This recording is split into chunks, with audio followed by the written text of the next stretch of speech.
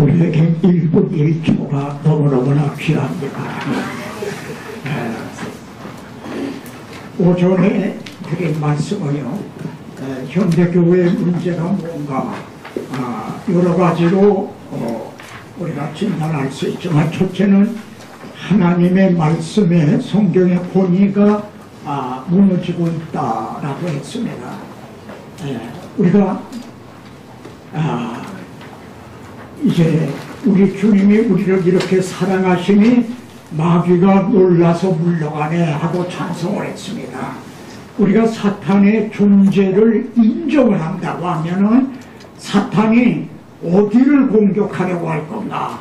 알카에다 그들이 미국의 국제무역센터를 타겟으로 해서 그걸 공격을 했어요. 근데 사탄이 공격을 한다면 어디를 공격할 것 같은가? 바로 성경입니다. 성경의 권위가 무너지게 되면 성경은 궁극적으로 이제 하나님의 자기 계시요, 이 성경이고 내게 대하여 증거한 것이라 하신 예수 그리스도를 증언하고 있습니다. 그리고 결국은 복음이 이제 무너지게 되는 겁니다. 오전에 드린 말씀을 요약하면 성경의 권위가 무너짐으로 결국 하나님을 잃어버리고 그리고 예수 그리스도를 잃어버리고 복음을 잃어버렸다, 이렇게 요약할 수가 있습니다.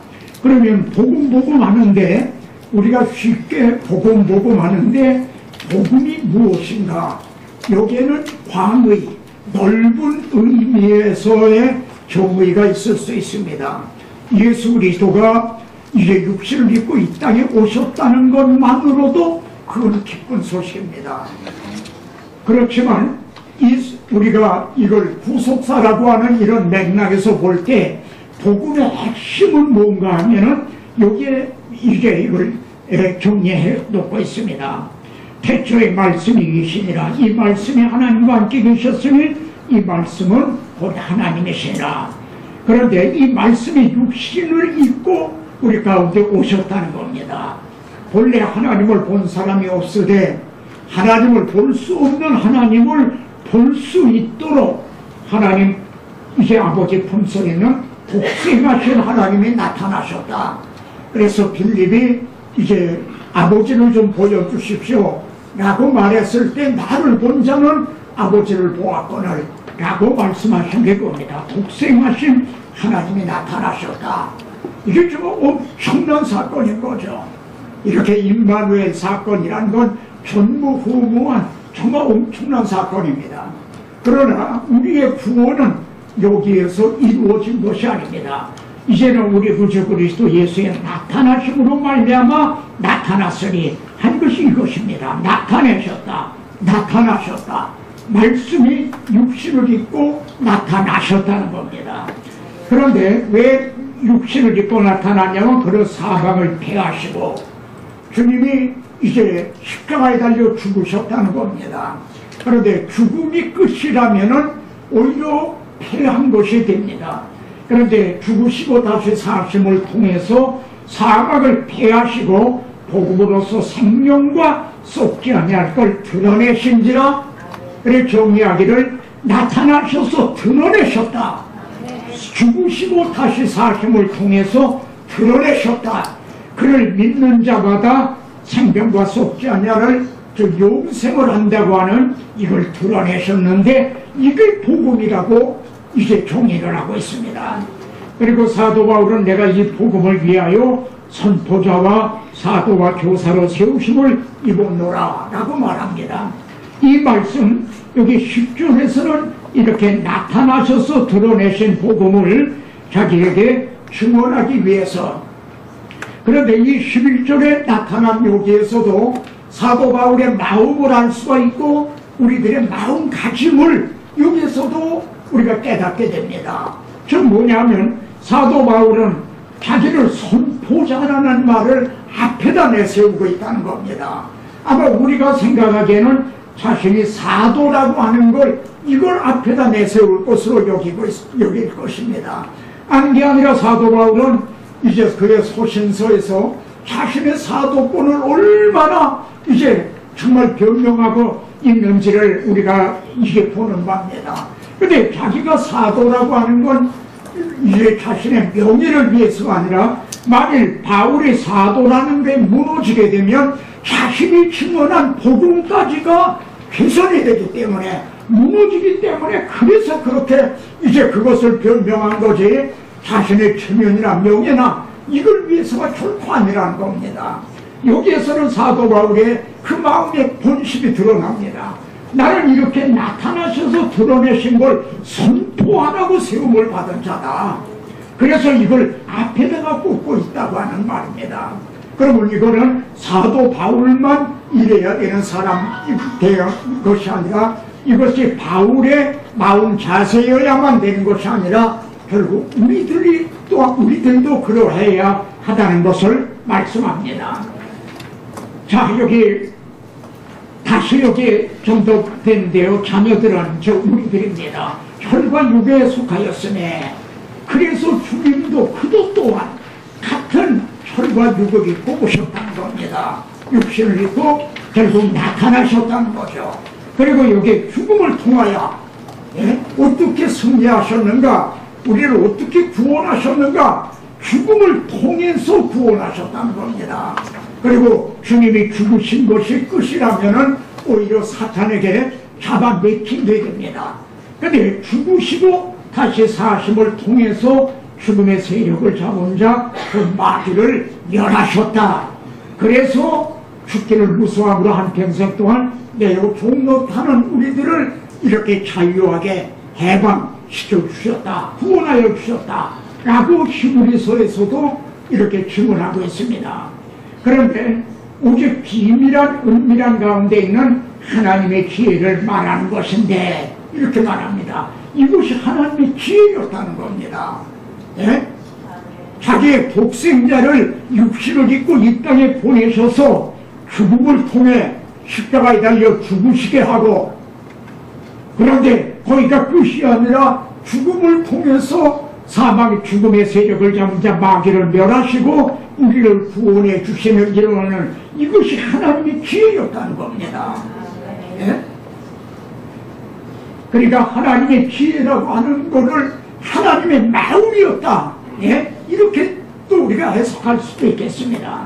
그래서 우리의 영광을 위하여 만세전에 미리 정하신 것이라 합니다. 그리고 이 지혜는 이 세대의 통치자들이 한 사람도 알지 못하였다니 만일 알았더라면 영광의 주로 십자가에 못 박지 아니하였으리라. 여기에는 교훈적인 의미와 신학적인 의미가 함께 들어있습니다.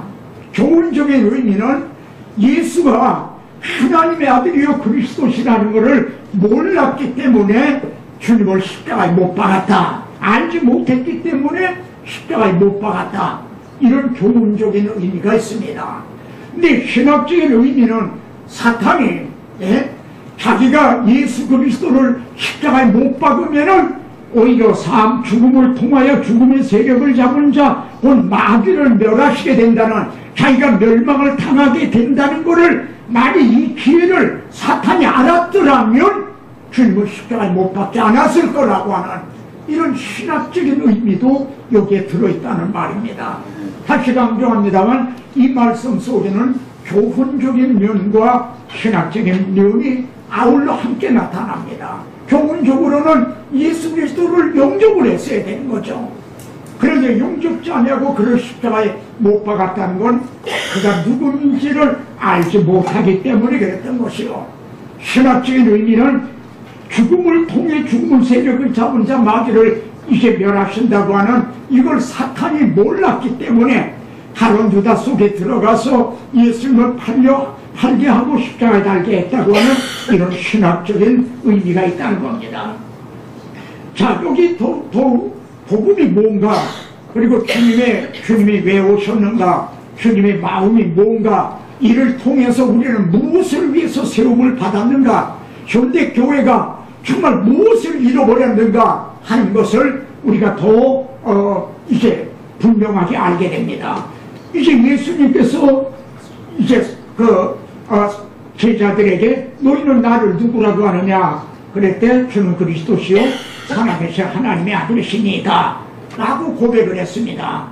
그러자 주님은요, 이에 제자들에게 경고하사 자기가 그리스도인 것을 아무에게도 말하지 말라, 이렇게 주님이 경고를 하셨다고 이렇게까지 얘기를 합니다. 자기가 그리스도인 것을 말하지 말라. 우리가 뒤에 가서 좀 더 볼 기회가 있게 됩니다만 주님이 병 고치시고 말하지 말라 하는 말씀이 여러 번 나옵니다. 그거는 우리가 100번 이해를 할 수가 있어요. 심지어 변화상사에서 변화 되시는 그 광경을 이제 세 제자만 데리고 올라가셨는데 그들에게도 이제 내가 이제 널 본 것을 아무에게도 말하지 말라 하고 항구령을 내리십니다. 그런데 그런 건 이해된다 하더라도 예수가 그리스도인 걸, 즉 메시아라고 하는 아브라함과 다윗에게 언약하신 그리스도라는 것도 말하지 말라 하시는 주님의 의도가 뭔가, 여기에서 우리가 말해야 될 게 뭔가, 우리가 선포해야 될 게 뭔가. 사도 바울이 자기를 복음을 위하여 선포자와 자기를 선포자로 세웠는데 우리가 선포해야 될 핵심 교리가 뭔가 하는 것을 우리가 깨닫게 된다는 말입니다.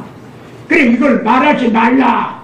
그러시고는 이때로부터, 즉 제자들이 주는 그리스도시라고 하는 신앙을 고백을 한 이때로부터, 즉 이때로부터라는 말은 예수가 누구신가 라는 걸 확인을 했다 이 말입니다. 제자들이 이제 알았다 이 말입니다. 근데 복음은 여기가 끝이 아니라 그분이 왜 오셨느냐 이거예요. 태초에 말씀이 계시니라, 이 말씀이 하나님과 함께 계셨으니 이 말씀은 곧 하나님이시니라. 근데 그분이 왜 육신을 입고 오셨느냐는 말입니다. 바로 이때로부터, 신앙 고백을 들으신 이때로부터 당신이 많은 고난을 받고 죽임을 당하고 3일 만에 살아야 할 것을 비로소 말씀했다는 겁니다. 예수님이 누구신가를 이제 확인하고 이제 확신하게 되었을 때 두 번째 요점인 예수님이 무엇을 위해서 오셨는가, 복음 두 가지 요소입니다. 예수가 누군가, 그분이 왜 오셨는가. 예수가 누군가를 이제 알게 되었을 때 그분이 왜 오셨는가, 이것을 비로소 말씀했다 이 말입니다.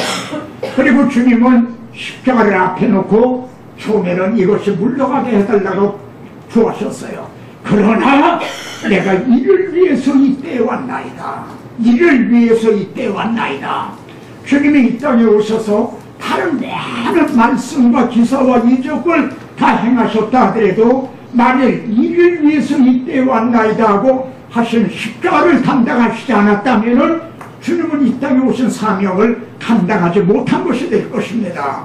이 말씀에서 우리가 이제 말씀의 사역자로 세움을 받은 우리가 많은 일을 예배당도 짓고 뭣도 하고 또 설교도 이런저런 유익한 그런 걸 했다 하더라도 이를 위해서 이때 왔나이다 하신 이를 지원하지 않았다면 우리가 이제 선포자로서 복음 전도자로서의 사명을 바로 감당하지 못한 것이 된다는 것이 됩니다. 나도 무엇을 위해서 이를 위해서 이때 왔는가 라는 것을 우리가 각성하게 됩니다.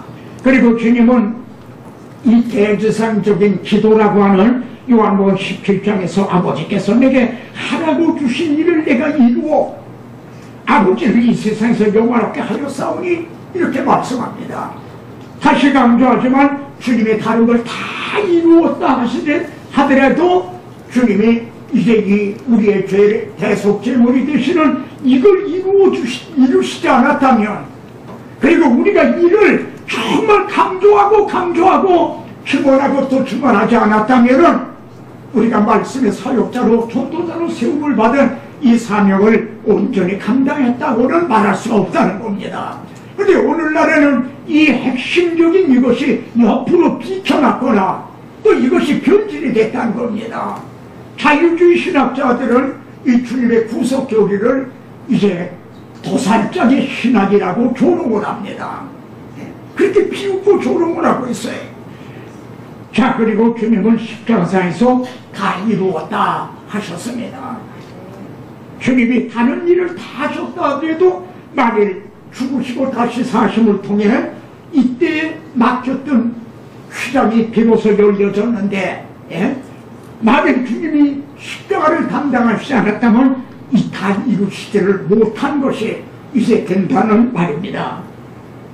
자, 그래서 그 다음에 구원하는데 무엇으로부터의 구원인가? 여기에 네 가지를 우리가 들 수가 있습니다. 무엇으로부터 구원인가? 넓은 의미에서는요, 배고픈 사람에게 먹을 걸 주는 거, 지금 굶어 죽을 판에 있는 사람에게 먹을 걸 주는 거, 이것도 구원이라고 할 수 있어요. 물에 빠진 사람을 건져주는 거, 이것도 구원이라고 할 수 있어요. 인권을 오갔다 해서 인간 이하의 삶을 사는 그런 사람들, 어린아이들 학대당하는 이런 애들을 이제 돌봐주는 거, 이것도 구원이라고 할 수가 있습니다.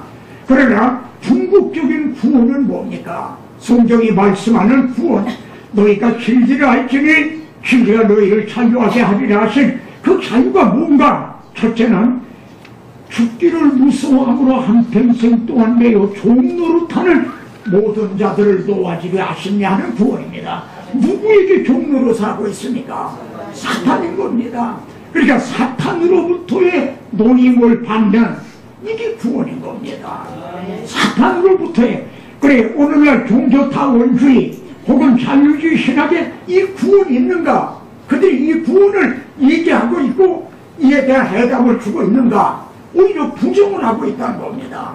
사탄의 존재 자체를 부정을 하고 있는 거죠. 우리는 지금 이런 시대에 살아가고 있는 거예요. 로마서 8장에서는 이제 그리스도 예수 안에 있는 자에게는 결코 정죄함이 없나니, 이 말을 달리 말하면 유죄 판결을 받지 않는다는 겁니다. 우리가 한 번 죽는 거는 종말이지요. 그 외에는 심판이 있으리니, 그래 다 우리가 심판대 앞에 서게 된다. 근데 그때 가서 땅 하고 죄값은 사방이니라, 너는 사역에 처한다, 이렇게 정죄함이 없다는 겁니다. 이게 참 우리가 구원 얻은 겁니다. 그럼 어떻게 정죄함이 없는가? 주님이 내 대신 심판을 받으셨기 때문이라는 겁니다. 네? 이것이 오늘의 인기를 끌고 있는 종교타원주의자들, 이 사람들은요, 교훈적으로 생각하는 박애주의자들입니다. 인도주의, 휴머니스트들이라 이거예요. 저도 원래는 문학을 좋아하고 또 많은 작품도 썼어요. 그랬던 저 자신이 인도주의적인 사람이었습니다. 예? 그들이 종교다원주의자들, 이들은요 정말 휴머니스트들이에요. 그러나 이제 그리스도인들은 그게 아니라는 겁니다. 여기에부터의 이 종죄로부터 심판당할 때 유죄 판결을 받지 않게 된다. 심판을 당하지 아니하나니 사박에서 상벽으로 옮겨나니라. 주님도 친히 말씀한 여기서부터의 구원입니다. 또 세 번째는 이제 너희는 하나님을 본받는 자가 되고, 여기 그러므로 사랑을 입은 자녀같이, 우리가 하나님의 자녀가 되었다고 하면요, 그리고 하나님이 우리들의 아버지라고 하면 아버지와 자녀는 닮음의 문제입니다. 이효수 씨 같은 미밀꽃 핀 무렵에 저 녀석이 내 자식 같은데, 아무래도 내 자식 같은, 그날 하루 인어를 하룻밤을 같이 했던 그걸 통해 난 내 자식 같은데 어디가 닮았나 하는 걸 이제 그래, 발가락이 닮았다 그런 얘기가 나옵니다. 그렇듯이 하나님, 우리가 진정 하나님 아버지의 자녀가 되었다면, 그게 정말 분명하다면 여기는 닮음의 문제라는 겁니다. 근데 오늘날 하나님의 자녀라 하면서도 닮지 않았다면 이거는 내 자식 같지가 않다 이거죠.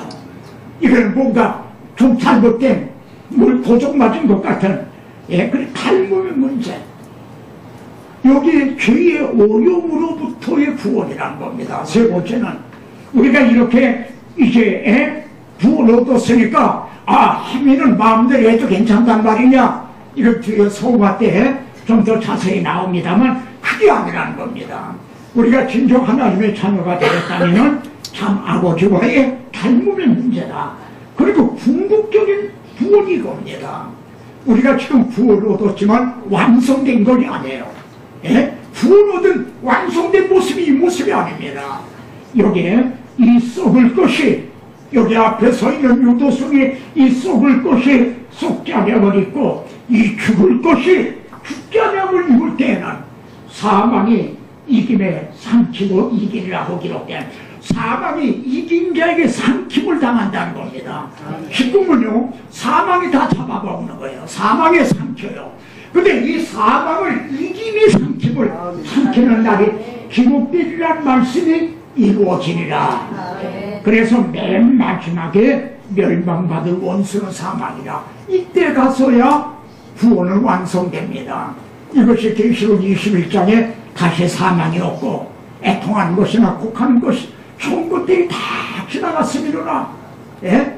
한 사람으로 말미암아 세상에 죄가 들어오고 죄로 말미암아 사망이 왔나니, 그리고 이 사망이 멸망당할 때야 완전한 승리요 온전한 구원이라는 겁니다. 그런데 이러한 우선 네 가지로 꼽은 이 구원이 종교 다원주의자들이 이 해답을 주고 있는가? 오늘의 자유주의 신학자들이 이에 대한 해답을 주고 있는가? 하나님께서는 우리에게, 인간에게만은, 개나 돼지가 아니라 인간에게만은 영혼을 사모하는 마음을 주셨다 이 말입니다. 이 본질적인 해답을 얻기 전에는 자유함을 얻지 못합니다. 그리고 안식이 없고 만족함이 없다는 거예요.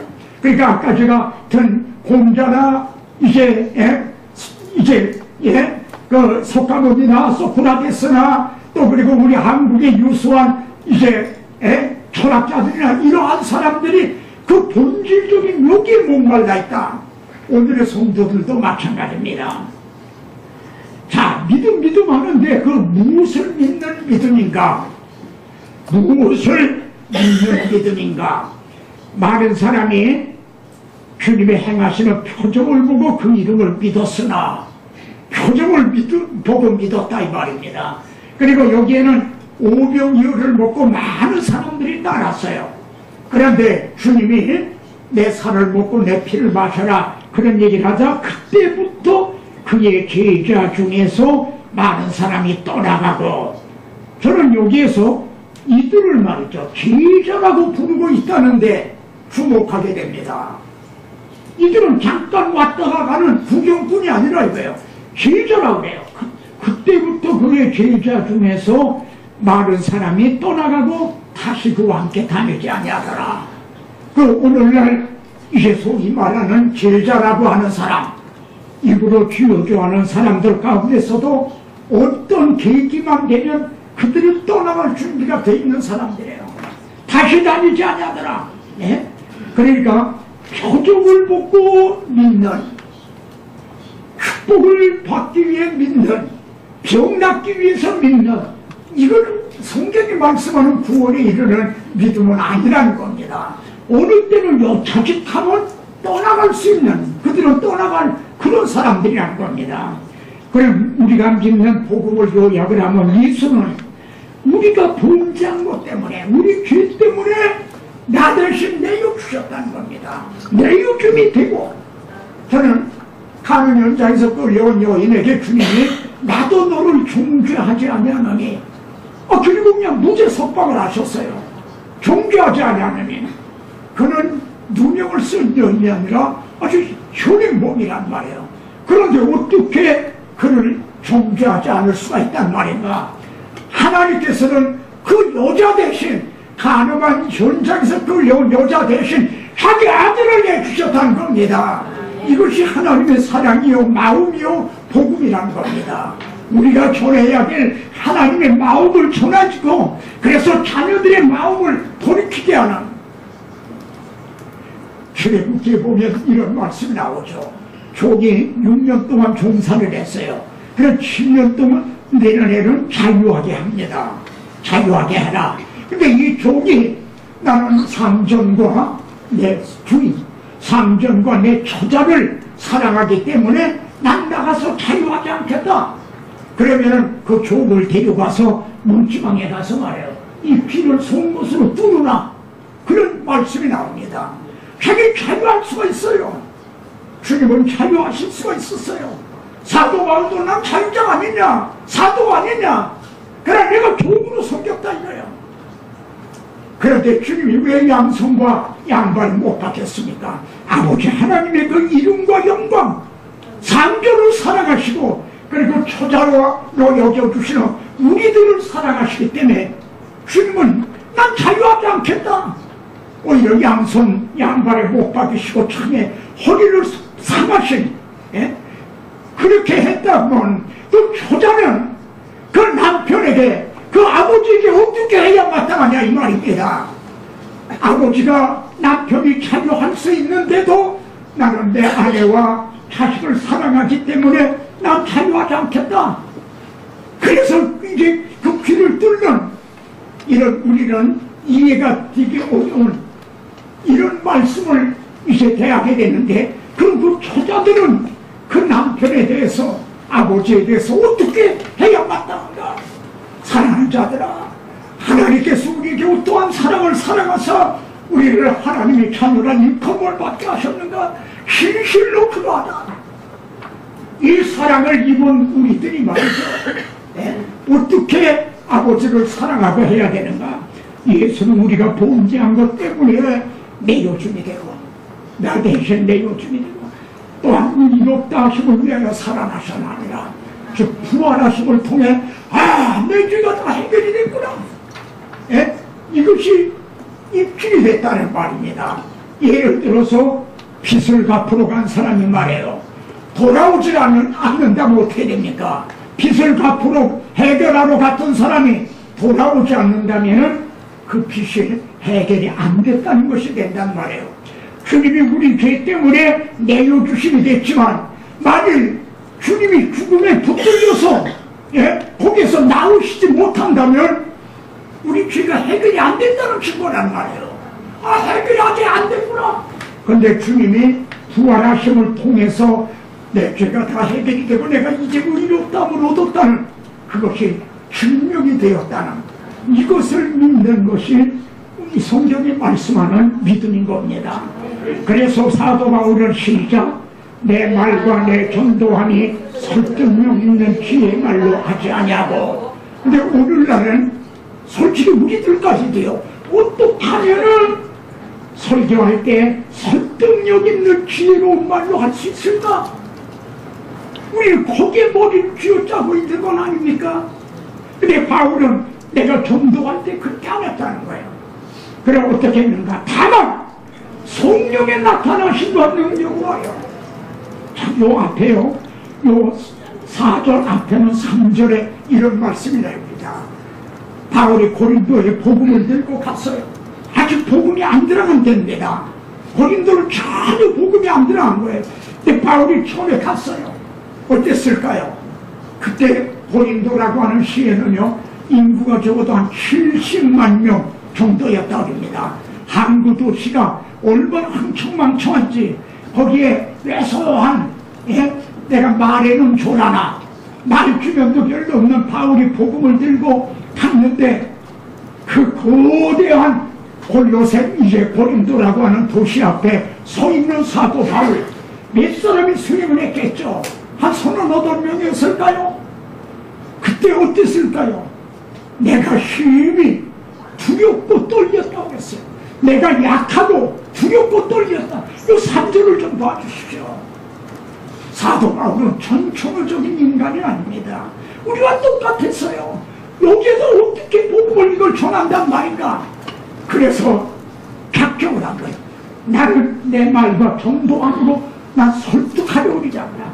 성령님이 나타나셔서 이거 성령이 하셔야지. 나는 불가능하다. 난 못한다. 이것은 오늘도 마찬가지인 겁니다. 오늘날도 마찬가지라는 거죠. 내 말과 내 전도함이 설득력 있는 지혜의 말로 하지 않냐고. 다만 성령에 나타나신 것 능력으로 하여. 그래서 너의 믿음이 사람이 지혜 있지 않냐고. 그러니까 사람이 지혜로도 사람들을 예배당에 모을 수는 있다는 겁니다. 열린 음악회도 얼마나 많이 모여요. 예? 사람을 모을 수는 있다요. 그러나 다만 하나님의 능력이 있게 합니다. 허물과 죄로 죽었던 그의 신령을 살리지는 못한다는 겁니다. 그래서 너의 믿음이 사람의 귀에 있는 그런 믿음이 아니라, 그래서 언젠가는 떠나갈 바람에 나는 교와 같은 쭉조이 같은 그런 믿음이 되지 아니하고 다만 하나님의 능력에 있게 하랍니다. 내 목에 칼이 들어온다 하더라도 순교할 수 있는 말하자면 그런 믿음이 되게 하게 합니다. 주님은 요한복음에서 니고데모에게 진실로 진실로 내게 이르노니 사람이 거듭나지 아니하면 하나님 나라를 볼 수 없나니라 이렇게 말씀합니다. 예수님을 찾아온 최고위 인사가 니고데모입니다. 니고데모는 병이 든 것도 아니에요. 가난해서 빵도 얻어먹기 위해 온 것도 아니에요. 사내들임의 공예원이에요. 오히려 예수님을 찾아온다면 자기의 출세가 이제 지장을 받게 될 그런 사람이 예수님을 찾아왔다는 거, 그리고 당신은 하나님께로서 오신 분이라는 거, 그렇지 않으면 아무나도 이런 표정을 행할 수 없다는 거, 이런 말을 한다는 건 대단한 일인 겁니다. 우리 같으면 니고데모도 이 사람도 구원 얻었구나, 그럴는지 모르지만 주님은 내가 이것으로 구원 얻는 건 아니다. 거듭나야 된다. 그러니까 니고데모는 몰랐잖아요. 사람이 늙으면 어떻게 어머니 다시 못해 어떻게 두 번 들어갔다 나올 수 있느냐. 내가 선생님으로서도 이걸 모르느냐. 믿음 하는데 무엇을 믿는 믿음인가. 현대 교회에 있는 성도들에게 말해서 성도들의 믿음을 우리가 검증을 하게 됩니다. 그래서 이제 여기에 결론에 이르게 되면요, 본인은 말이죠, 복음을 전하는 줄로 알고 있는데 본인은 분명 복음을 전하고 있는 줄 알고 있다며요. 근데 가만히 보면은, 들어보면은 복음이 아니라면 사탄에게 쏟고 있는 것이 아닌가. 그런데 이건 이상한 일이 아니라는 겁니다. 보십시오. 우리도 전에 오래 썩은 자요, 순교가 되는 썩은 자요. 최고로 썩은 경험을 한 사람이 누구죠? 바로 사도 바울입니다. 내가 열심으로는 교회를 핍박하고 그랬어요. 바울이 깡패가 되기 때문에 교회를 핍박한 게 아닙니다.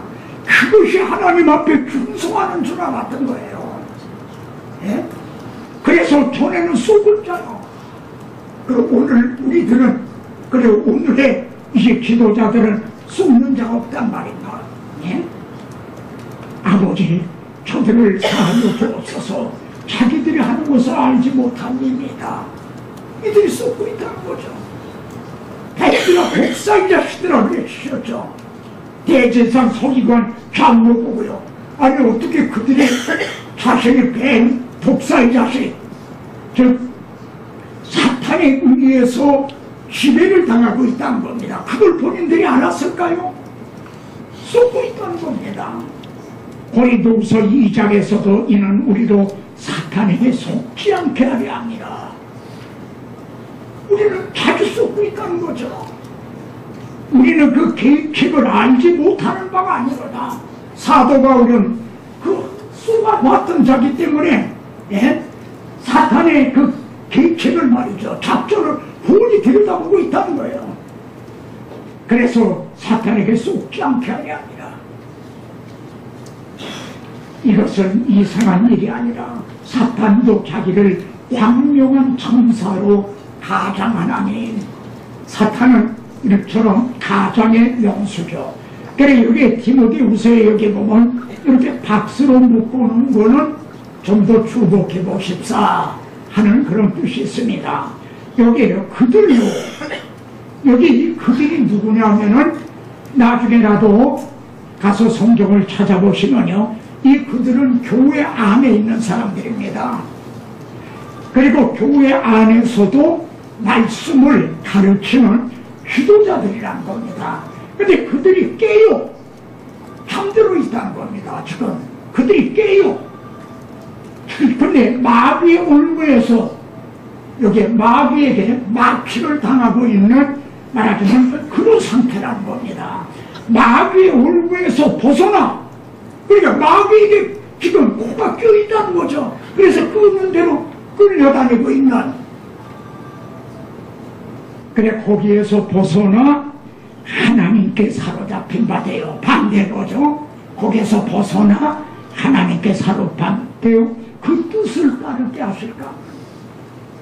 그리고 저 2000년 전에 초대교회 때 이런 영적인 싸움, 이런 일이 있었다면 오늘날에 우리는 너무너무 오히려 쏟고 있고 지금 사탄에게 당하고 있는 거 아니냐 하는 그런 경각심을 우리가 갖게 됩니다.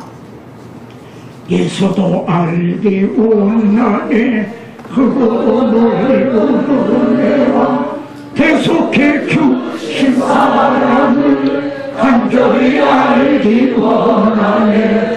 내 평생의 소원, 내 평생의 소원, 계속해 주신 사랑을 간절히 알기 원하네. 성령이 스승 되셔서 진리를 가르치시고 거룩한 뜻을 깨달아 예수를 알게 하소서. 내 평생의 소원, 내 평생의 소원, 계속해 주신 사랑을 간절히 알기 원하네. 성령의 강력하소 하나님 말씀 배우니 그 말씀 간절히 내 맘에 조금 세우사. 내 평생의 소원, 내 평생의 소원, 계속해 주신 사랑을 간절히 알기 원하네. 여기까지가 오전에 우리가 다 소화를 했어야 될 부분입니다. 여기는 도입 부분이었습니다. 왜 우리가 이렇게 구속사 아카데미라고 하는 이 운동을 우리 한국에서도 서울에서뿐만 아니라 여러 지방에서 그리고 중국에서 일본에서 이렇게 각처에서 이 운동을 하고 있는가. 네.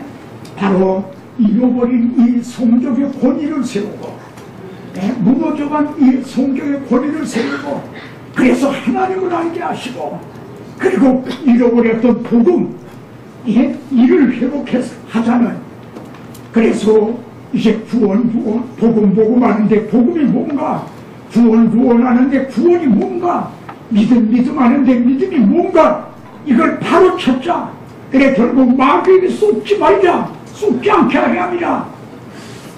자 이제부터 본론에 돌아갑니다. 사도 바울을 세우신 사명은 이 영원부터 만물을 창조하신 하나님 속에 감추어졌던 비밀의 경륜의 어떠한 것을 드러내게 하려 합니다. 이것이 바울 자신에게 준 사명이었다라고 말합니다. 근데 좀 유감되지만은 제게 주신 사명도 이 시대적인 제게 주신 사명도 저는 이것이라는 확신을 갖고 있기 때문에 사실 제가 조금 얘기를 하지만 집사람하고 이렇게 하던 터전 이런 걸 정리를 했어요. 이 정리를 했는데 집사람은 그걸 가지고 다른 어려운 교회도 돕고 뭐 이런 일을 이제 하고 싶어 해요. 그런데 저는 이 얼마 되는 이걸 가지고 그렇게 하다 보면은 이제 그냥 분산이 돼버리고 만다. 내게 주신 사명은 이 하나님 속에 감춰졌던 비밀의 경륜 이것을 드러내는 그냥 모든 내 시간, 내 체력, 내게 있는 물질 모든 걸 난 이걸 드러내는데 난 오직 여기에 집중하고 싶다. 여기에는 지금 이쯤에도 지금도 변함이 없습니다. 그래 여기에만 집중을 해요. 이걸 하는 드러내는 일이라면 전 무엇도 아까워하지 않습니다. 네? 이것은 그리고 바울만의 그리고 저만의 사명이 아니라 바로 이 시대 우리들의 여러분의 사명이란 겁니다. 왜냐하면 마귀가 정말 있다면 마귀가 뭐를 공격할 것 같습니까? 첫째로 성경을 공격하는 거예요. 성경이 지금 완전 미국 무역센터처럼 그렇게 완전 마귀가 주저앉고 있어요.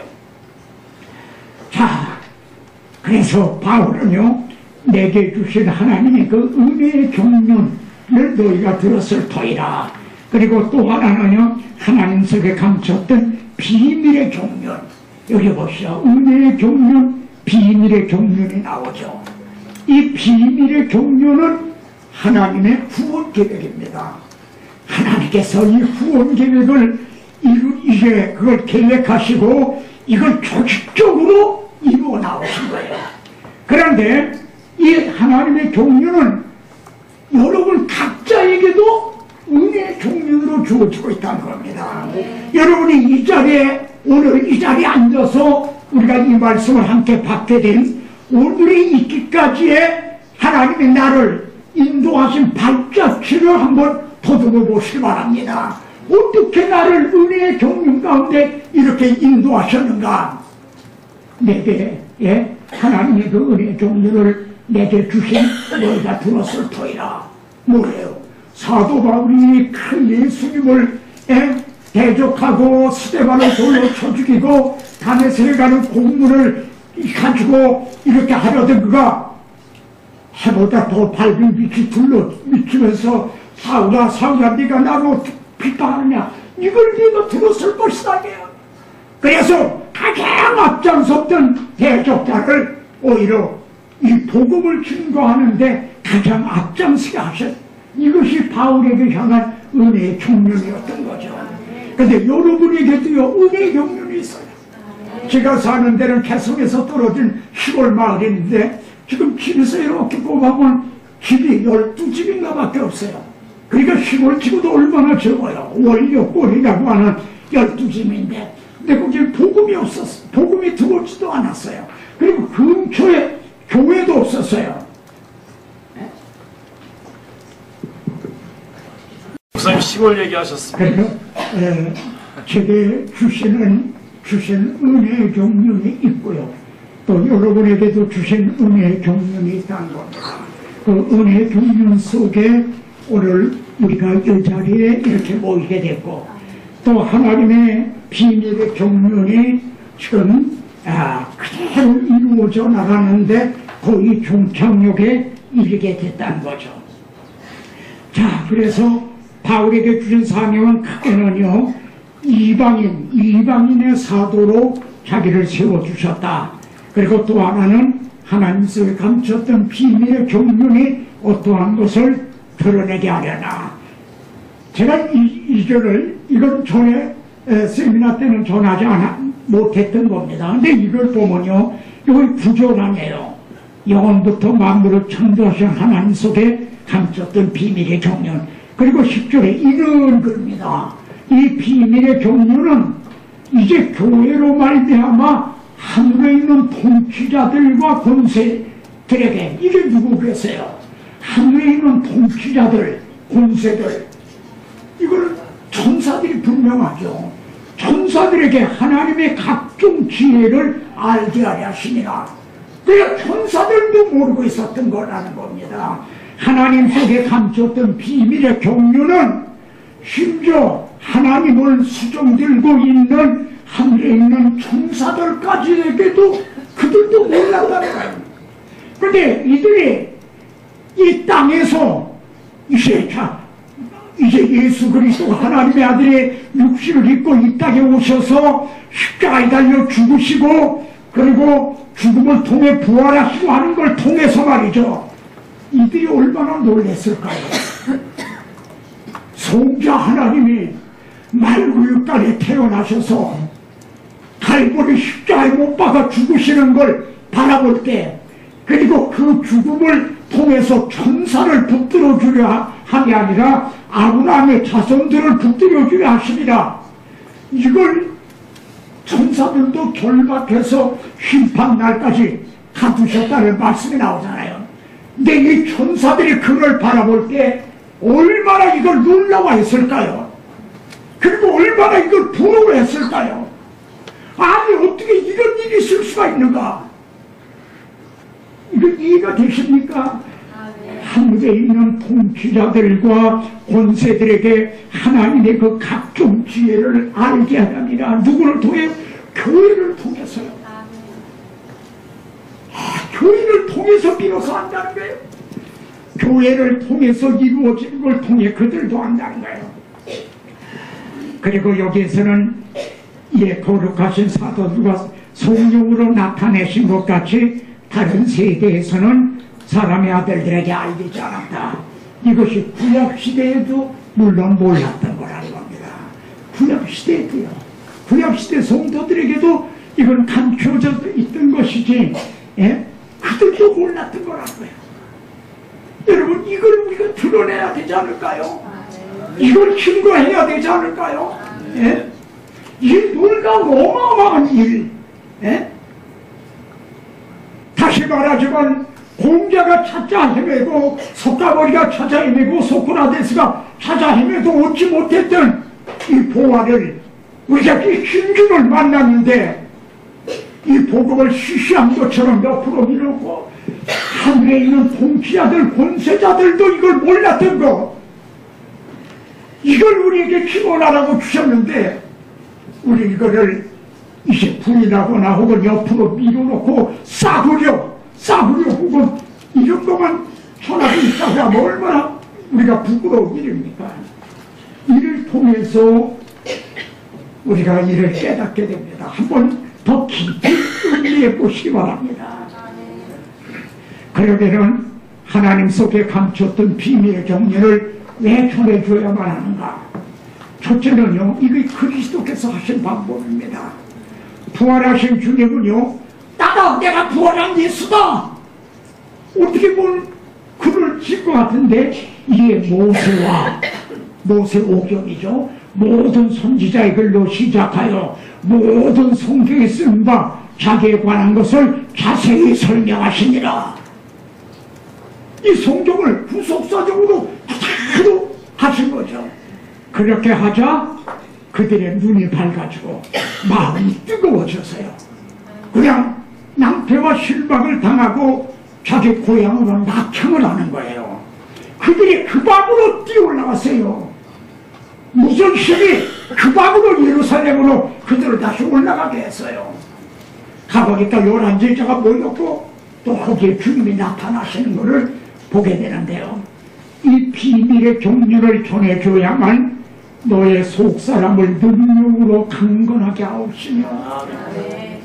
여러분, 똑같은 조건에서도요, 누구는 감기에 걸리고 누구는 감기가 안 걸려요. 왜요? 속사람을 능력으로 강건하게 하시고, 허약 체질이 신앙적으로 오늘의 설교로서는 이렇게 강건한 뼈대, 이걸 세워주지 못한다는 거죠. 그리고 너희가 사랑 가운데서 뿌리가 박히고 터가 굳어져서, 말씀드리지만 그 기준이 나면은 한국에 있는 이 고층 건물들이 얼마나 살아남을 것인가. 건물이 아니라 욥이 당했던 시험 같은 걸 당하면은 오늘의 신앙인들이 얼마나 이거를 터가 굳어져 뿌리가 박혀서 이걸 살아남을 수가 있을까. 그래, 그리스도의 사랑을 알고, 그래서 여기에 보면 그리스도의 그 사랑의 길이와 넓이와 높이와 깊이와 값을 깨달아 하나님의 모든 충만하신 것으로 너에게 충만하게 하시길 원하노라.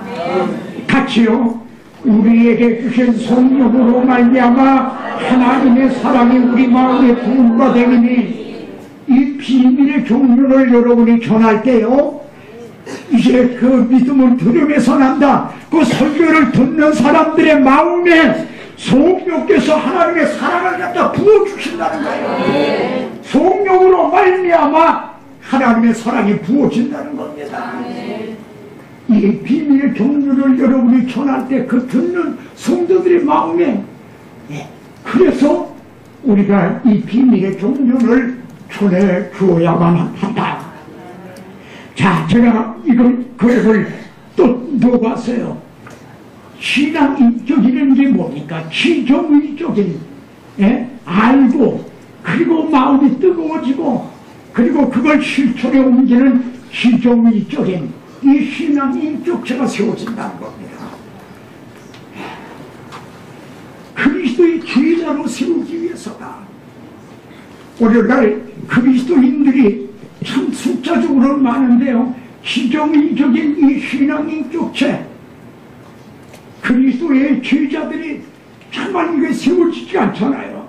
여기에 말씀에 우선 예수를 믿으면 뭘 믿는 건지 알고, 그리고 마음이 뜨거워지고 의지적으로 그대로 순종하는 삶을 살 수 있는 지정의적인 인격체. 그리고 어느 그 병원 광고를 보니까요, 척추가 아니라 허리가 튼튼하면 인생이 바뀐다 그랬더라고요. 허리가 튼튼하면, 사실 그렇죠. 이 허리가 망가지게 되면 그 정말 삶 자체가 그럽니다. 그렇듯이 우리에게는요, 이 척추가 튼튼해야 돼요. 그게 서 있잖아요. 오직 사랑 안에서 참된 것을 말하여 봉사해 그에게까지 잘할지라. 예? 이렇게 이런 일을 세워준다는 거죠. 예? 그리고 이것이 하나님의 참된 은혜임을 증언하노니 이 은혜에 굳게 서라. 이 서 있는 신앙이를 세워주려면은 이제 지금과 같은 그런 설교로는 이것이 세워지지 않는다는 거죠. 이미 드러났잖아요, 결과가. 이건 안 된다. 정말 하나님 속에 감추었던 비밀의 경륜, 창세기로부터 시작해서 계시록에 가서 이루었도다 하는 이 하나님의 비밀의 경륜을 전해줄 때야 신앙의 척추가 말이죠, 뼈대가 튼튼해서 이 은혜 위에 굳게 서라. 베드로 이렇게 말한 베드로는 이 복음을 위해서 거꾸로 십자가에 못 박히는 이렇게까지 설 수가 있다는 거죠. 자, 창세기를 보십시다. 창세기는 크게 세 부분으로 되는 대로 1, 2장은 하나님은 태초에 무엇을 행해 주셨는가, 두 번째는 인간은 어떻게 보답했는가. 그런데 또 하나님은 그럼에도 불구하고 하나님은 어떻게 행해 주셨는가, 이렇게 세 부분으로 되어 있습니다. 그래서 창세기를 한 번에 설교하실 수가 있어요. 요 세 가지 주제를 하나님은 태초에 무엇을 행해 주셨는가, 그리고 그런 선하신 하나님에게 인간은 어떻게 보답했는가. 그럼에도 불구하고 하나님은 또 아브라함에게 이제 언약을 세워줘 이삭과 야곱에게 계승을 시켜주시는, 그리고 야곱을 애굽으로 내려보내셔서 거기서 이제 창성하게 하고 그들을 출애굽을 시키는 걸 통해 영적 출애굽을 계시하시는 이렇게 된 얘기죠. 이 창세전에 정하신 구원 계획, 이 구원 계획은요, 창세 전에 세우신 거라고 합니다. 만일 죄가 들어온 후에 부랴부랴 세운 거라면 하나님을 하나님 되게 하라. 이게 개혁주의자의 이제 표입니다. 하나님을 하나님 되게 하라. 죄가 들어오자 부랴부랴 계획을 세우셨다면 그 사람이 하는 일에 지금 우리나라 정부에서 하는 일이라 이거예요. 하나님은 이 구원 계획은요, 창세 전에 세워진 거. 그래, 여기 한번 같이 보죠. 영원부터 만물을 창조하신 하나님 속에 감춰졌던 비밀의 경륜, 또 하나님의 우리의 영광을 위하여 만세전에 미리 정하신 것, 이 비밀은 만세와 만대로부터 감춰졌던 것인데, 이 복음이 얼마나 영광스러운 거예요. 바로 이것을 우리는 깨달았고 또 우리는 증언하라고 세움을 받은 사람들이라 이거야. 그래서 하나님이 지으신 모든 것을 보시니 보시기에 심히 좋았더라. 첫 창조가 이루어졌죠. 그러면은 보시기에 심히 좋았더라 하시는 하나님의 마음속에는 뭐가 들어있죠? 이게 들어있는 거예요. 그렇죠? 이해가 되시죠? 이게 하나님 보시기에 심히 좋았더라. 우리가 설악산 단풍 구경 가는 그 좋았더라, 그게 아니라는 뜻입니다. 여기에 심히 좋으셨더라 하는 여기에는 하나님께서 보여주시려고 하는 이것이 여기에 들어있다는 겁니다. 반영이 되어 있다는 거예요. 제가 화가 나면요, 그림을 그린 후에 이렇게 보고 만족하는 거는 그림이 사진 찍듯이 그렇게 똑같이 실물하고 똑같이 그렸기 때문이 아니라 자기의 그 혼이, 예? 그게 거기에, 예? 거기에 이제 반영이 됐기 때문에 아닌가요? 여기 하나님 보시 힘이 좋았더라 하는 거는 우리가 지금 참 아름다워라 이런 평면적인 얘기가 아니라 이 하나님 속에 이것이 여기에 벌써 반영이 되어 있다는 겁니다. 그래서 이 점이 골로새서 보세요. 만물이 다 그로 말미암고 그로 말미암으는 그는 그리스도입니다. 그래서 요한복음에 보세요. 만물이 다 그로 말미암아 지은 바 되었으되 자기 땅에 오매 그런데 또 그를 위하여 창조되었고 예수 그리스도를 위하여 창조되었고 이게 무슨 뜻입니까? 창세전의 구원전에 그리스도를 통해서 구원하시려고 하는 그것이 초창조에도 반영이 되었다는 그런 의미가 이렇게 들어있는 거예요. 그게 들어있지 않다면 이상한 거죠. 이거 그렇지 않은가요? 자, 그래서 이 성경은 어떻게 시작되는가 보시오. 초창조에 나타난 하나님의 마음. 여기에 태초에 하나님이 천지를 창조하시니라. 땅이 혼돈하고 공허하며 흑암이 깊음이 있고 하나님의 영은 수면에 운행하시니라. 하나님이 이르시되 빛이 있으라 하시니 빛이 있었고 이렇게 시작이 돼요. 좀 달리도 시작이 될 수도 있잖아요. 말하자면 태초에 하나님이 천지를 창조하시니라고 하늘을 어떻게 창조하시고 땅을 어떻게 창조하셨는지, 네? 지금 땅을 어떻게 창조했다는 게 없어요. 창세기 보세요. 묵지 드러나라 하니까 드러났다고 그러지. 달리도 설명할 수가 있지 않을까? 시작이 될 수가 있지 않았을까요? 성경이 말해요. 그런데 여기에서 가장 중심점, 항상 여러분이 이걸 가지고 설교하실 때 중심점을 빛이 있으라 하신 겁니다. 예? 빛이 있으라. 예? 요요광 한 거예요. 식감이 와래 한 거 말이에요. 빛이 있으라. 이 빛이 뭐냐는 거죠. 이 빛이 뭡니까? 바울이 다메섹에 지금 예수 믿는 사람들이 있다고 해서 그를 잡으러 갔는데 때가 종문화 되었나이다. 해가 모르고 있을 때예요. 12시니까. 그런데 해보다 더 밝은 빛이 자기를 비췄다는 거야. 대낮에요. 근데 해보다 더 밝은 빛이, 그 빛이 무슨 빛이다 이거예요. 빛이 있으라 한 빛.太陽은 넷째 날에야 지우셨어요. 그래 이 빛이 무슨 빛이다 이거예요. 그런데 더 이상한 건요, 여기 보세요. 이때는 흑암만 있었어요. 빛은 없었어. 땅이 혼돈하고 공허하며 흑암이 깊음이고 흑암만 있었어요. 그래 빛이 있으라 하면 여긴 빛이에요.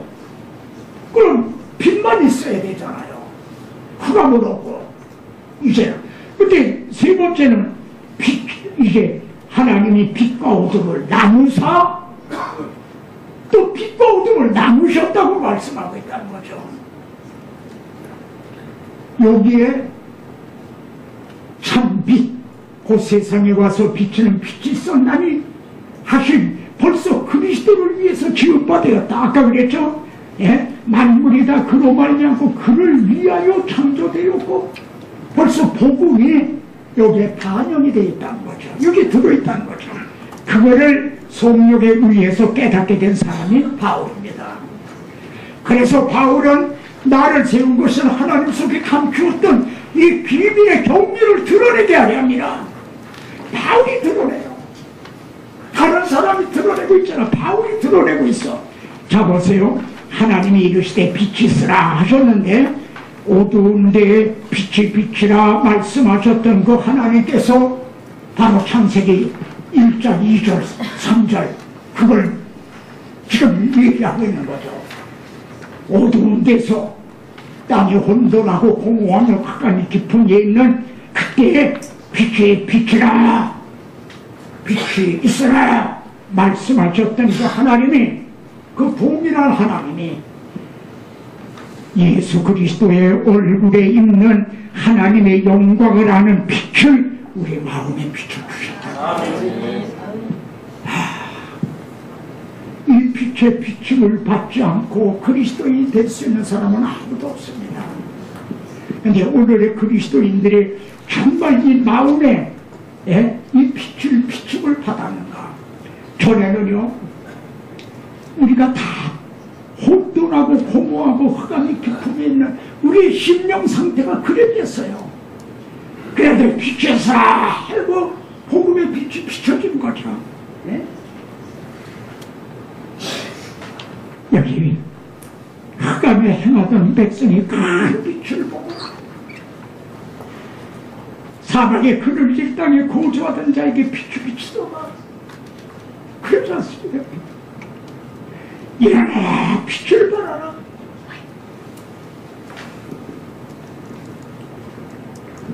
자, 여기에서요, 땅이 혼돈하고 공허하며 흑암이 깊음이 있고 이때는 어둠만 있었어요. 하나님이 이럴 때 빛이 있으라 하면 빛이 있었고, 그럼 빛만 있어야 되는데 빛과 어둠을 나누셨다. 이 점이요, 참빛 곧 세상에 와서 각 사람에게 비치는 빛이 있었다니, 그럴 때 모든 사람들이 다 이 빛을 영접을 했는가? 영접하지 아니하였으나 영접하는 자, 영접하는 자와 영접하지 아니하는 자 둘로 갈라지고 있다는 겁니다. 네? 이러므로 하나님의 자녀들과 마귀의 자녀들이 드러나나니, 그러니까 오늘의 창세기 1장 이 사역은요, 오늘도 계속되고 있다는 겁니다. 자, 여기에서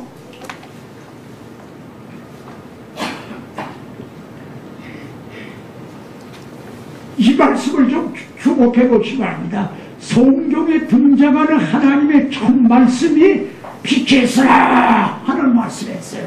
이 말씀은 누가 했죠? 하나님이 하신 거죠. 하나님 빛이 있으라. 이게 첫 말씀이에요. 근데 여러분은 뭐 하는 분들이죠? 하나님의 말씀에 대한 자로 세움을 받았다는 겁니다. 그러니까 이제는 우리들이 이제 흑암에 고하는 자들의 백성들에게 가서 찾아가서 빛이 있으라 하고 하나님의 말씀을 대언한 자로 세움을 받았다는 겁니다. 그렇게 되면은 거기에 용접하는 자와 용접지 않은 자로 빛과 어둠이 갈라지게 된다는 겁니다. 바울 사도가 사도행전에서 그걸 보는 바죠. 바울이 가서 복음을 전하면은 그 전함을 받는 거기마다 영접하는 사람이 있었어요. 근데 이를 영접하지 않냐고 시작에 있는 깡패들을 동원해서 그를 돌로 치고 하는, 또 배척하는 역사. 그러니까 빛과 어둠을 나누는 이 일은 지금도 진행형이라는 말입니다. 그런데 여기에서 또 우리가 또 이제 주목하게 되는 건요, 하나님의 영은 수면에 운행하시니라 하는 말씀입니다. 그러니까 땅이 혼돈하고 공허하며 흑암의 깊음에 있는 상태에서는 하나님의 영이 임하실 때가 없었다, 이런 의미가 됩니다. 수면에 운행하시니라, 이렇게 빈빈 운행하셨다는 거예요. 어디 임할 데가 없었다는 거예요. 그런데 주님이 이 땅에 오셨을 때가 그랬습니다. 예수께서 이르시되 여기도 굴 있고 공중에 새도 거처가 있으되 인자는 머리둘 곳이 없다. 어디 발 붙일 곳이 없으셨어요. 이 점을 우리가 이해하기 쉽게 노아 홍수 때 물이 좀 감했는가를 알기 위해 이제 노아가 비둘기를 내보냈죠. 그러니까 발붙일 곳을 찾지 못해서 방주로 다시 돌아왔다, 그 상태. 그런데 이제는 어떻게 됐어요? 지금도 하나님의 영을 수면에 운행하시나요? 지금도요. 그러신가요? 여러분이 빛이 있으라 하고 복음을 전하게 돼서 누군가 빛을 받게 될 때에 오직 성령이 그에게 임하신다는 겁니다. 그에게 빛만이 아니라 성령이 임하셔서 그래 각 사람 위에 하나씩 임하여 있더니 이 초창조 초창년에 벌써 복음이 이렇게 암시가 되어 있다 이 말이에요.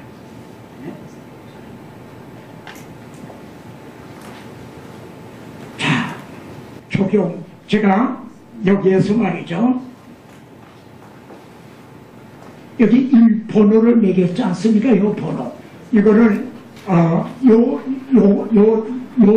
부분을 가지고 여러분이 한 편의 설교를 만드실 수가 있습니다. 하는 참고하라는 뜻에서 그렇게 한 겁니다.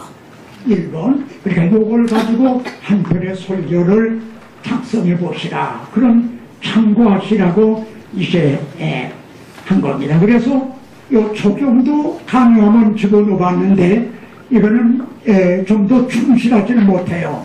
시간에 쫓기다 보니까. 그러니까 여러분이 좀 더 잘하실 수가 있을 겁니다. 빛이 있으라 하신 하나님의 말씀을 배워나는 자로 우리들은 세움을 받았다. 여기 보세요.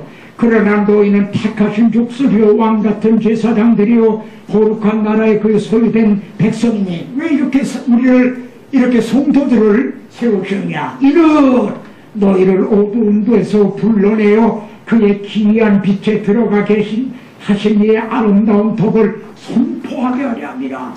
우리에게 이 빛이스라 하신 말씀을 대언하는 자로 세움을 받은 자들이 간 겁니다. 이거는 목회자는 더더욱 그렇거니와 모든 성도들이 다 그렇다 이 말이에요.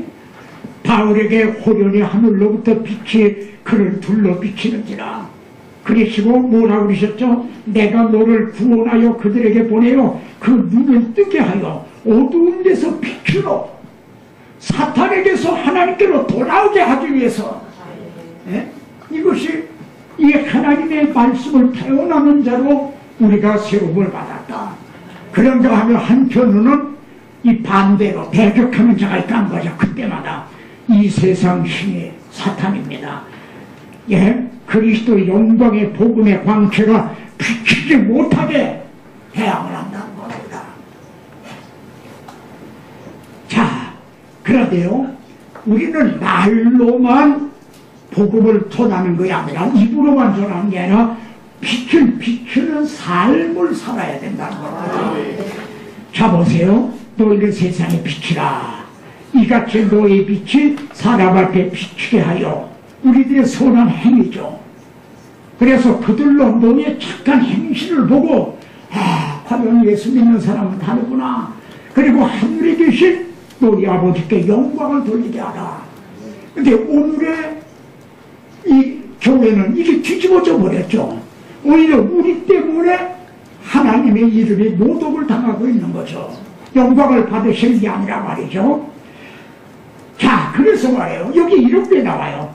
악을 행하는 자마다 빛을 미워하여 빛으로 오지 아니하나니 이는 그 행위가 드러날까 합니다. 밤에 말이에요. 밤손님이 도둑놈이 말이에요. 담을 넘는데 후레쉬를 쫙 비췄다고 해봐요. 좋아할까요? 이건 내가 담을 넘는데 어두워서 참 어려웠는데 비춰줘 좋다. 그럴까요? 자기 빛이 드러날까봐. 여기 보십시오. 다윗이요 우리아의 아내를 보냈어요. 근데 죄악의 씨가 잉태가 된 거예요. 그러니까 다윗이 어떻게 했죠? 우리아를 전쟁에 나가 있는 일설에 있는 우리아를 보내라. 그래 보냈죠. 그러니까 뭐라고 그랬어요? 내가 수고 많이 했다. 가서 이제 가서 내 아내하고 이렇게 이제 하루를 지내라 이러면서 보냈죠. 아마 우리아는 오함이 동봉했을 게 아니 지금 최전방에서 조카 대절하고 하는데 나를 부를 때는 무슨 중요한 일인 줄 알았는데 가서 발을 씻으라. 가서 발 씻고 하루 푹 쉬어라. 아니 나를 이를 위해서 불러냈단 말인가? 오함이 동봉했을 거란 말이에요. 그렇잖아요. 우리아가 뭐라고 했어요? 우리아가 다윗에게 하는데 언약궤와 이스라엘과 유다가 야영중에 있고 내 주 여호와과 내 왕의 부하들이 바깥 들에 진치고 있거나 지금 일선에서 싸우고 있다. 그런데 내가 어떻게 집에 가서 아내하고 편하게 쉬게 되냐는 거죠. 그래서 내려보내는데도 어떻게 했어요? 집에 내려갔나요? 성 바깥에서 정말 죽어지고 하룻밤을 지나 내가 어찌 내 집으로 가서 먹고 마시고 내 초와 같이 자니까 내가 이 일을 행하지 아니하기로 왕의 살아계심과 왕의 혼의 살아계심을 두고 맹세하나이다. 우리아가 어떤 일로 어떤 역할로 드러나죠? 다윗에게 빛을 비치는 역할을 한 거예요. 그렇죠. 당신이 내 아내를 보냈지. 그 얘기보다 이것이 다윗을 얼마나 더 그렇지 않습니까? 그냥 심장을 찌르는 마디마디가 심장을 찌르는 말이었죠. 그래서 결국 죽였던 겁니다. 본래 우리아를 죽일 생각은 없었죠. 그렇지 않습니까? 빛이 어둠이 빛이 미워할 거예요. 그래서 의를 위하여 핍박을 받는 자는 복이 있다고 하신 거예요. 근데 우리가 이 빛의 역할을 하질 못하고 있으니 이해가 되십니까? 이점이요. 왜 다윗이 중심 우리아를 그 적길 있는데 해서 죽이게 하고 너희는 피해라 그렇게 하냐.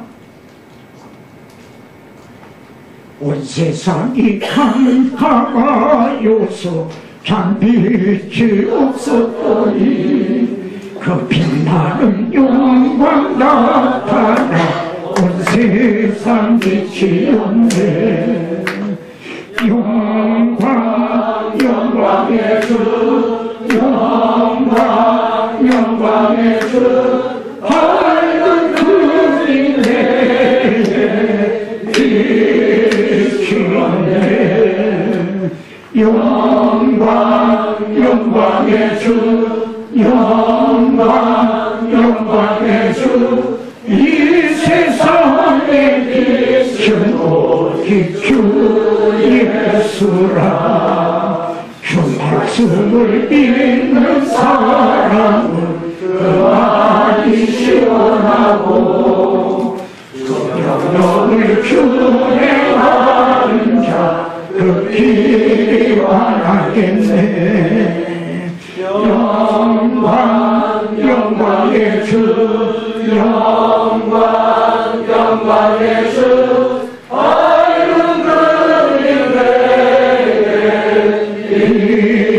비치네. 영광 영광의 주 영광 영광의 주 이 세상에 빛은 오직 주 예수라. 죄 가운데 사는 사람은 그 눈이 어두워도 그 죄악을 씻는 날에는 그 눈이 밝아지네. 영광 영광의 주 영광 영광의 주 밝은 그림에 비치네. 영광 영광의 주 영광 영광의 주 이 세상에 빛은 오직 주 예수라. 자, 창세기 1장의 구조를 통해서 또 하나님의 마음, 우리에게 향하신 하나님의 마음을 우리가 이제 알기를 원합니다.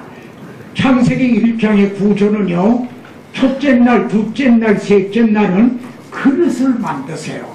이렇게 틀을 만드세요.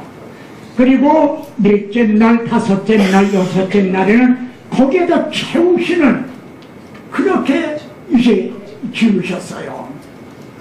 그 하나님이, 바울이 우리가 이 보배를 질그릇에 가졌으니 하나님께서 우리들의 이 질그릇 같은 우리에게 말씀으로 채우시고 하나님의 사랑으로 은혜로 성령으로 채우시기를 얼마나 원하시겠는가. 그 하나님의 마음을 안다는 거예요. 네? 이 1장에 나타난 분전을 통해서요, 이걸 나중에 좀 곰곰이 가서 더 좀 살펴보시길 바랍니다. 자, 여기에도요, 여호와 하나님이 땅에 흙으로 사람을 지으시고, 그럼 뭐가 된 거죠? 질그릇이 된 거죠. 흙으로 사람을 지으시고, 그리고 생기를 그 코에 불어넣으시니 또 채우신 거죠. 그러니까 사람이 된 거죠. 이렇게 하신 하나님이 지금 우리들에게 향하신 그 하나님의 마음, 하나님의 원하심이라는 거예요. 네? 또 여호와 하나님의 동방의 에덴의 동산을 창설하시고 또 집을 만드신 거죠. 이건 아직은 하우스가 아니에요. 가정이 아니란 말이에요. 그냥 집이지, 그릇이란 말이에요. 그 지으신 사람을 거기 두시니 또 채우신 거죠. 예? 그러니까 비로소 여기 스위트홈이 된 거죠. 예? 이 하나님이 이렇게 하신 하나님이 우리들의 가정이 어떻게 정말 사랑스럽고 은혜스럽고 그런 변화가 되기를 원하시는가. 예? 우리가 이 보배를 질그릇에 가졌으니 우리는 질그릇과 같이 무가치하고 또 약한 존재라는 거죠. 근데 여기에 보배가 담겨있다는 거죠. 그러니까 뭐가 담겨있느냐, 지금 얼마나 좋은 집이든 사느냐가 아니라 그 안에 채워져 있는 게 뭐냐, 아시겠습니까? 그 안에 채워져 있는 게 뭐냐 이거예요. 하드웨어가 아니라 소프트웨어가 뭐냐. 그러니까 우리는 그걸 부러워할 필요 없다는 거죠. 예? 너희 몸을, 그러니까 우리 몸이 얼마나 예쁘게 생겨서 성형 수술을 하고 뭘 어떻게 하고 좋은 옷을 입고, 그게 아니라 성령의 종인 줄 알지 못하느냐. 이 성령을 모셨다는 게 한 가지만으로 말이에요. 그러니까 우리 몸을 길고 다니니까, 그러니까 하나님의 마음을 우리는 여기에서 알고 하나님의 우리에게 정말 충만하게 하시고 복을 주시기를 원하시는가, 그 마음을 알 수가 있다는 겁니다. 그래서 여기 보세요. 여기 이게 지난번 세미나 때도 이런 거는 말씀이 드리지 않았던 건데, 성령 충만과 말씀 충만은 불가분의 관계라는 겁니다. 근데 이걸 안다는 거 굉장히 중요해요. 네? 아까 제가 이런 말씀 드렸어요. 여러분들이요, 우리가 순수하게 못해. 이사야 5장에 보면 내가 극상품 포도를 심었다고 그랬어요. 극상품 포도. 에덴 동산을 만드시고요, 거기에다 하나님의 형상대로 지으신 극상품 포도나무를 심었어. 근데 뭐가 열렸죠? 들포도가 맺혔다 이거야. 들포도가. 이게 왜 그렇게 됐어요? 변질이 된 거죠. 하나님이 이에 대해서 얼마나 말씀하나 봐요. 성경이 이렇게 가, 한 밭에다가 두 종류의 곡식을 심지 말라는 거예요. 배추 심고 무 심고 뭐 보리 심고 밀 심고 그러지 말라는 게. 왜냐하면 화분이 이렇게 돼서 이름이 다른 게 된다는 거죠. 심지어 이 옷도요, 두 가지 실로 짠 옷을 입지 말아라. 혼박이죠. 우리가 입은 거는, 이거는 폴리에스테르가 아니라 아크릴이나 이런 화학사에다가 또 이제 면으로 되어 있는 거 60% 그리고 40%는 면, 혼박이에요 다. 근데 이걸 입지 말라는 거예요. 그러면 우리에게 의복 혹은 농사법, 이걸 조언하시는 겁니까? 섞이는 걸 얼마나 하나님이 미워하시는가. 근데 뒤에 가서 보겠죠. 노아 때는 하나님의 아들들이 사람의 딸들의 아름다움을 보고 서로 결혼을 이제 합해지는 걸 봐요. 합해지는 거예요. 근데 지금 우리들에게 말이죠, 이게 다 이렇게 덕이가 되어버렸다 이거예요. 저도 여러분도 다 아주 온전한 이 뭐라고 해요, 오리지널이 아니라는 거야. 뭔가 다 섞였다는 거예요. 그리고 여간이 그걸 버리려고 그러잖아요. 한 번 그게 베낀 거는요, 여간에 바꾸려고 그러진 않아. 사실입니다. 여기에서도요, 성령 충만과 말씀 충만은 이거 떼어놓을 수 없는 거예요. 바울은 에베소서와 골로새서를요, 한 곳에서, 한 로마 옥중에서 한 시간에, 같은 시간에 썼어요. 그래서 두 기고 이를 통해서 같이 보낸 거예요. 이거 같이 쓴 거예요. 그래서 여기 보십시오. 술 취하지 말라. 이는 방탕한 것이 우리의 성령의 충만함을 받으라. 이렇게 말씀합니다. 근데 이것이 오직 성령의 충만함을 받으라 하는 말씀을 너무나 우리가 잘 알고 또 사모하는 거죠. 근데 이 말씀이 골로새서에서는 어떻게 표현됐냐면 그리스도의 말씀이 너희 속에 풍성히 고하여로 표현되어 있어요. 성령 충만함이 한 그리스도의 말씀이 너희 속에 풍성히 고하여 이렇게 돼 있어요. 성령은요, 말씀을 통해서 역사하세요. 성령 따로 말씀 따로가 아닌 거예요. 그러면은 조금 더 보십시다. 성령 충만함을 왜 받아야죠? 아니 뭐 이상한 예언하고 뭐하고 하라고 성령 충만함 주시는 거예요?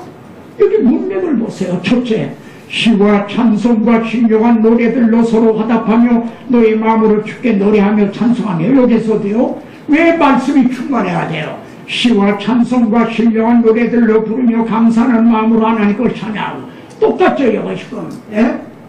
첫째는 하나님 앞에 바른 예배를 드리기 위해서 성령 충만인 거예요.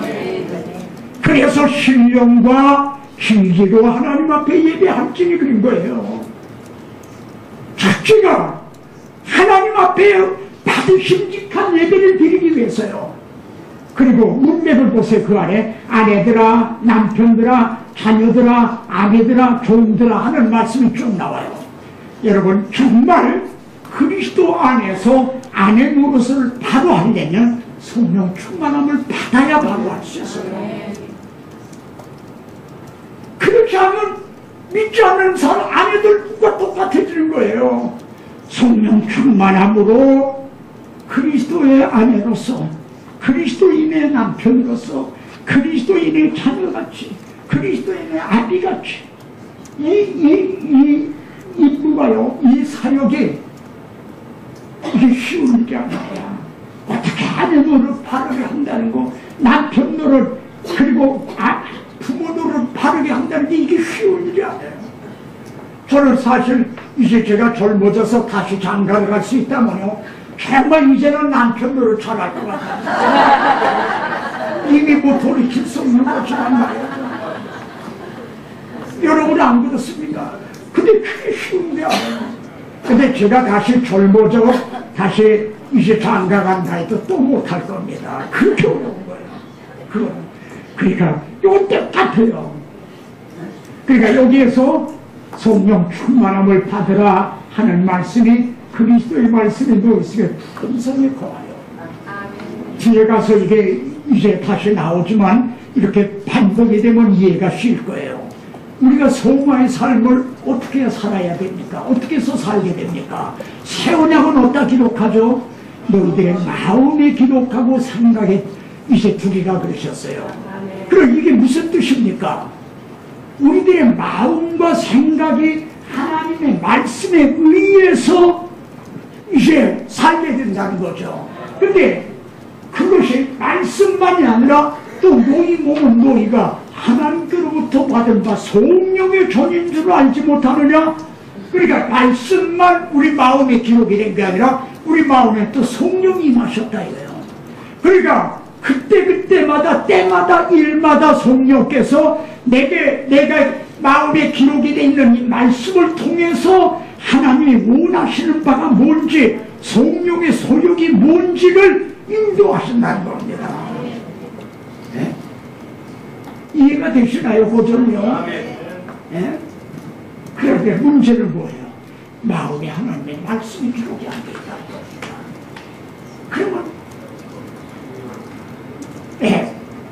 이제 뭐 산을 옮길 만한 믿음이 있다고 땅땅을 해도 헛겁니다. 네. 마음에 말씀이 기록이 안 돼 있다고 성령께서 뭘 통해 가지고 그에게 기게 그때 그러다 아무해야 너 누구하고 결혼해라 누구하고 자지 말아라 뭐 그때 그리나요? 그게 아니에요. 성령이 우리 마음에 기록되는 말씀을 통해서 인도하시는데 이 둘이 불가분의 관계다. 그러니까 하나님이 우리에게 뭐를 채우시길 원하세요? 성령 충만 또 말씀 충만. 그러니까 창세기 1장에 나타난 하나님의 마음은 그릇을 만들고 채우시는 하나님. 그 하나님은 이 보배를 질그릇에 가졌으니 한대로 오늘 우리들에게도 충만히 채워주기를 원하시는 하나님. 여기 보면요 또 지혜를 얻었어요. 교회는요 가정은 작은 교회고 교회는 큰 가정이다 이렇게 제목을 붙인 건데 요셉이 꿈을 꾸면요 해와 달과 별들이 내게 절하더이다 그랬잖아요. 해는 아버지, 달은 어머니, 별들은 열한별은 자기 형제들. 에? 그래서 나와 네 어미와 네 형제들이 그러하겠느냐. 근데 여기 창세기 1장에 보면 큰 광명체 해로 낮을 주관하게 하고 작은 광명체로 밤을 주관하게 하고 여기에서 큰 광명체 해는 그리스도를 말해요. 예? 하나님을 그리스도를 그리고 이제 달이라고 하는 건 교회는 지금 광명체가 아니잖아요. 반사라는 것이 햇빛을 받아서 반사를 하는 그리고 밤하늘에 이 휘락으로 얻은 육의 반사라는 달과 같은 역할이죠. 그리고 하나님의 아브라함에게 밤하늘의 별을 보이시면서 네 자손이 이와 같으리라 한대로 성도들은 반짝반짝 빛나는 밤하늘의 별들과 같은 거죠. 네. 그래서 여기 네 집 안방에 있는 네 아내는 절실한 포도나무 같으며 내 식탁에 둘러앉은 자식들은 어린 감람나무 같으리로다. 여기에 내 지배하는 남편은 여기에서 그리스도의 이제 모형적인 그런 인물로 아내는 이제 또 교회와 같은 그리고 자식들 내 상에 둘러앉은 주일날 이렇게 모여서 정말 잔치상에 둘러앉아 하나님의 말씀을 받아먹는 그 광경을 연상하게 하죠. 내 식탁에 둘러앉은 자식들은 어린 감람나무 같으리로다. 자, 우리 뒤에서 사인을 잡고 나는데 한 10분만 휴식을 하고